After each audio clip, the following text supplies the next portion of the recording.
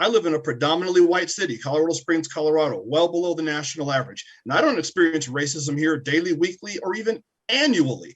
So we keep hearing that all this white supremacy is keeping us down when we live in a nation where the majority of people who voted twice voted for a black man to be their president. We have black millionaires, black billionaires. We have black men and women getting paid tens of millions of dollars to bounce a ball. We have titans of industry who are black millionaires, and now billionaires.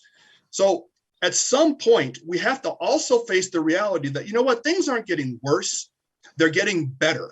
Once upon a time, you would be lynched for walking down the street in certain cities in this country after dark.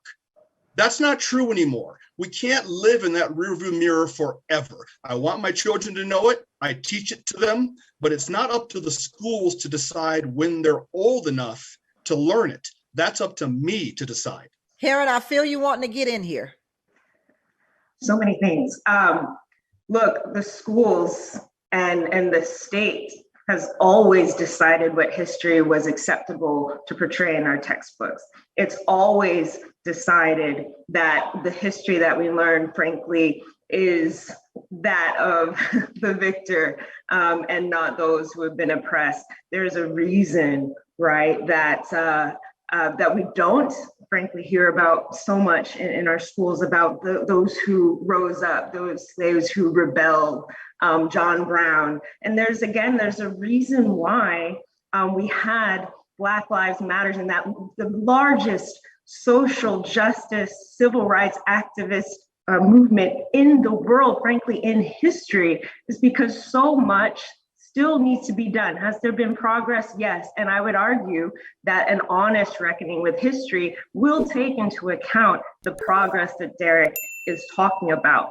But I think what is happening, again, is that this conversation is not about whether or not one has experienced racism or not. I think there's so much that can be said about, frankly, even Colorado's very racist present and past. It's not about whether or not somebody has feelings or being felt bad. It is about how the realities of society, how our caste system is replicated. And I think to be afraid of feelings and of feeling bad, it is precisely that sense of injustice and that sense sometimes of anger and of sadness, which propels people to learn more and to figure out how to be involved in their communities to be able to create change. And so again, what is dangerous about what is happening, which I would say is censorship, is a systemic backlash across the country with schools, is that we're robbing kids who I think deserve so much more credit for how smart they are and how perceptive they are about the world around them. We're depriving them of the skills and the emotional intelligence to be able to make a difference in their societies.